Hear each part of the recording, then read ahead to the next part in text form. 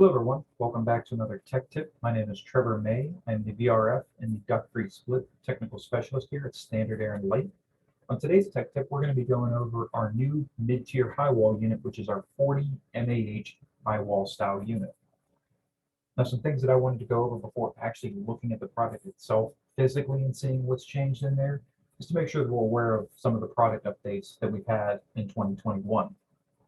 So most importantly, we have new wired remote controllers that will pair along with older high wall style units, will pair with our ducted, our floor console, our cassette, and then also with our newer 40 MAH high wall style unit.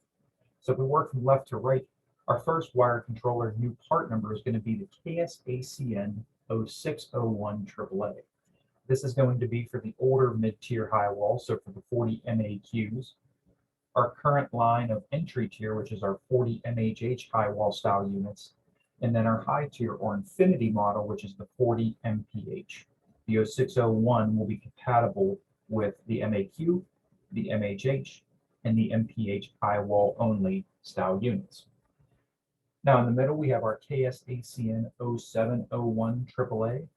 This is going to be for our 40 MBDQ, which is our ducted horizontal style unit, our 40 MBCQ, which is our cassette style indoor unit, and also with our 40 MBFQ, which is our floor console under ceiling style indoor unit. And then finally, furthest on the right is going to be our KSACN 0801 AAA.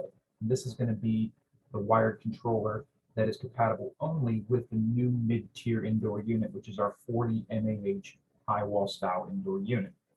Okay, so some of the product features that were brought in with these new wired controllers are going to be, we have an infrared receiver built in, which means we can use our wireless remote controller to send an infrared signal to our wired wall controller to be able to control the unit.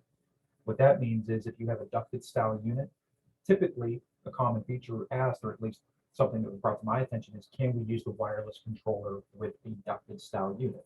And the answer was yes, but you need to relocate the infrared receiver that comes with those units in the electrical section. And quite frankly, it wasn't visually appealing, and it just didn't make a lot of sense to buy a separate extension cable for something that really wasn't being able to be concealed in the space.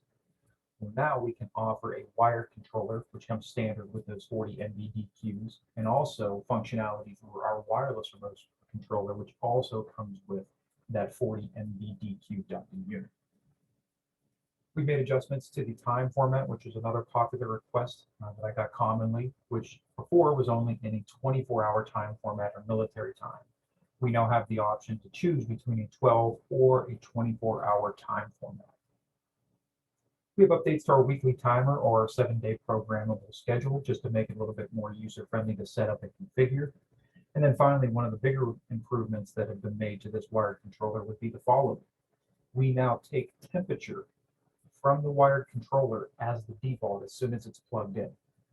And we no longer take that T1 or return air temperature as the default when we have a wired controller of any part number above which you see either the 06, 07, or 08 wired controllers. When they are plugged into the system, they take the temperature from this wired controller as the default. Now, of course, you can always unprogram that and have it take it at the return air sensor, depending on your application, but it is a nice feature now, especially with the ducted style units where we don't have to manually go in and hit the follow me button on there. It's already using the thermistor built in it to take temperature from the space. And then the other biggest thing is going to be the introduction of our RG10 new wireless handheld remote controller, which is going to be replacing the older style, which we were used to seeing on the 40 MAQs, which was the RG57. Now, it's important to note on there, the RG10 and the RG57 are both compatible with the 40 MAH or newer mid-tier high wall unit.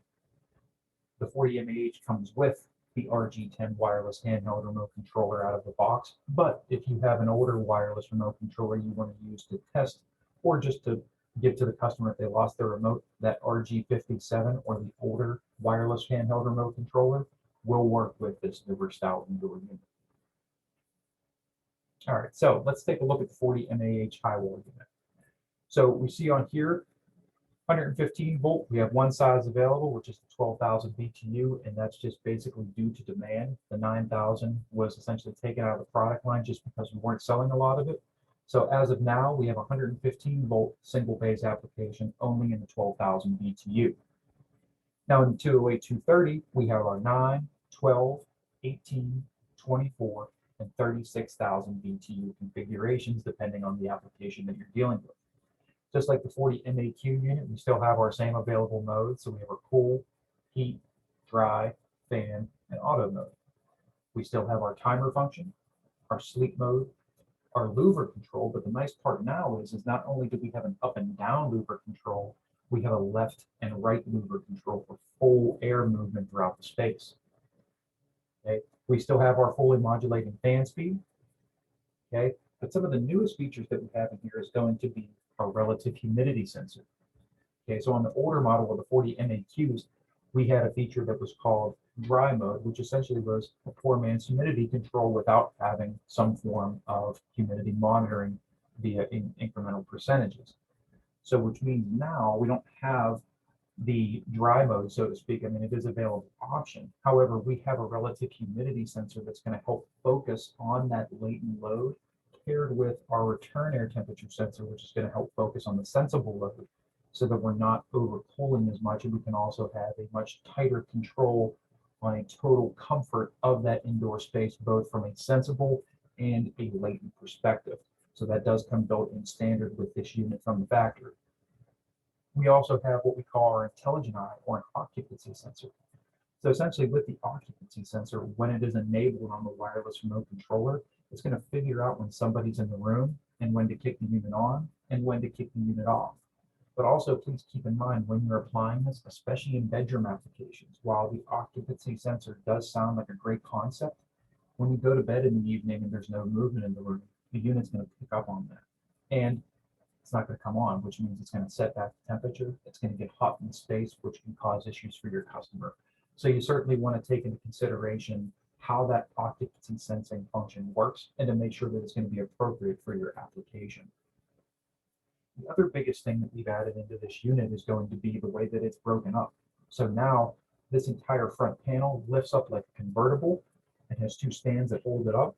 And the best unique feature from a service perspective is going to be now the indoor coil and blower section are two separate sections, which means you can drop the blower section out of this unit to take it out and replace the fan motor or bearing, or to also clean the blower wheel, which is usually the most common complaint on how to access it on the older style. On the newer style, it's been split up into two sections, nice and easy for removal, service, and cleaning or replacement, and easy to put right back together without having to tear the entire unit apart. So certainly something that speaks volumes on the service end that makes our job just a little bit easier. Okay. So with this unit, it does come standard with our wireless remote controller. So we talked about that RG10, which you see pictured here on the bottom left. If you are looking for a wired remote controller, please remember the KSACN 0801 AAA is going to be the wired control you want to pair with this new 40 MAHV indoor unit. Okay.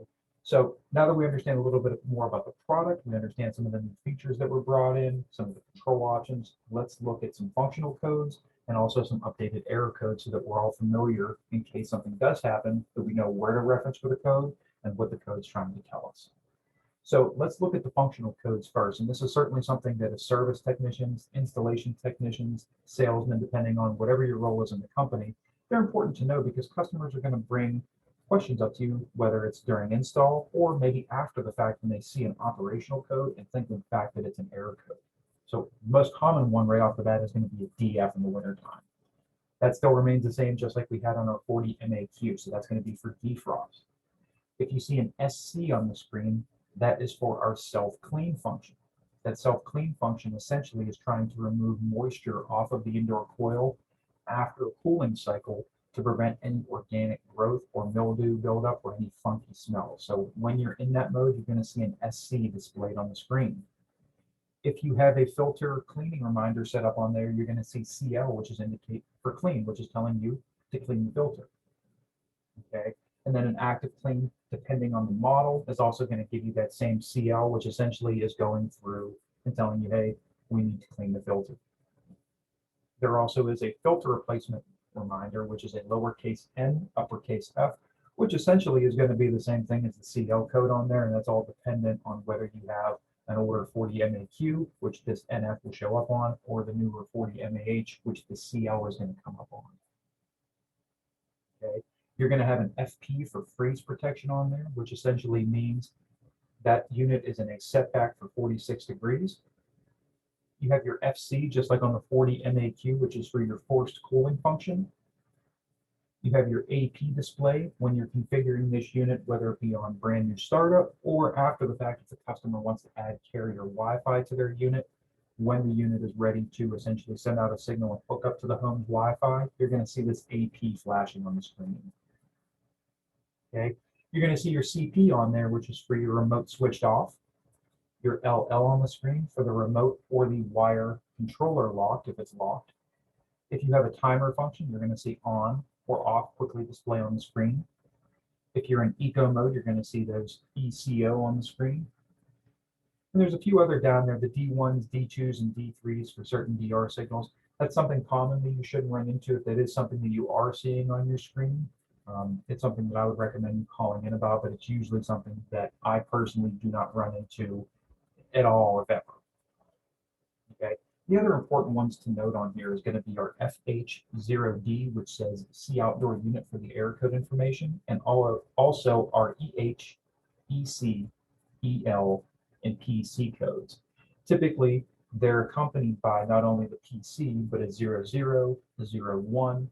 Okay, so when you look at the outdoor unit or the indoor unit service manual, you're going to see that if you have, let's just say, a PC03 code, and you look in your indoor unit service manual and go, well, it says PC on there, but it says C outdoor unit information for that error code. Okay, so the important thing to note is for the error code on the indoor unit, the way that this was configured up and the way that it displays, we want to reference your outdoor unit service manual, which has these EL, PC, EC, and EH error codes.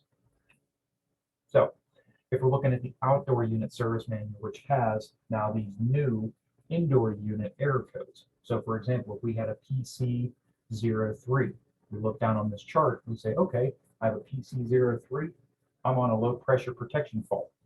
Okay, then I need to go to the outdoor unit, confirm that that low pressure or that P2 code is coming up, and then of course troubleshoot accordingly depending on the situation. Okay, but this is going to be the flow chart that you're going to use on here to be able to help guide you through different errors on this newer 40 MAH high wall style indoor unit. So you can see, for an example, EL01 is an indoor communication. As I talked about before, PC03 is low protection. Okay, low pressure protection on there. And there's a few other on there. Commonly, at least the ones that I've seen so far, come up with the, of course, the communication error code on new installations. And then also our low pressure protection. Okay, but again, if you cannot find this manual or if you're having trouble finding this manual, this video is a great, easy way to be able to access these new error codes so that you can troubleshoot effectively. And of course, if you have any questions on anything or if you have a code that doesn't seem to be on here, you're always more than welcome to call in or shoot me an email with any questions you may have. So that's what I had for you for the new overview of the 40 MAH high wall unit. Hopefully you have a little bit better understanding of new features that are going to be coming with this unit, some of the new control options we have, and also the operating and new troubleshooting codes that we have, where to access them, and also how to go about troubleshooting based on whatever code that you're getting on your indoor unit. Now, of course, with any other tech tip I always include on here, please keep an eye out for any workshops or full classes, which we do at all 4 of our branches. These are going to be starting up in the fall, and these will also include the new product line on here and also training on the new product for troubleshooting, and then also some of what we talked about today, except a little bit more detail into the new features on the product, how to set them up, how to configure them, and most importantly, how to explain them to the homeowner so that they can get the most out of that mode.